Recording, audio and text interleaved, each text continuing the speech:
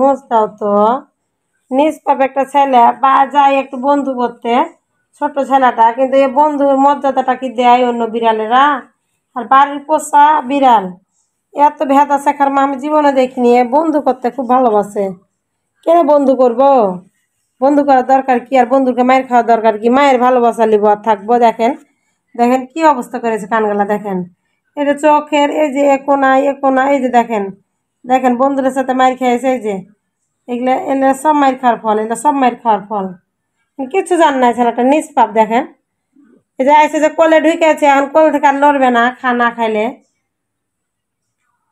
আচ্ছা, আল্লাহ দোয়া করিয়েন বন্ধুরা, আল্লাহ দোয়া করিয়েন। ভিডিওটা দেখলে একটু ভালো লাগলে লাইক শেয়ার কমেন্ট করে দিয়ে জানাইন মুন্নিটাকে যে তুমি এরকম দুষ্টুমি করো না। রেখে দাও।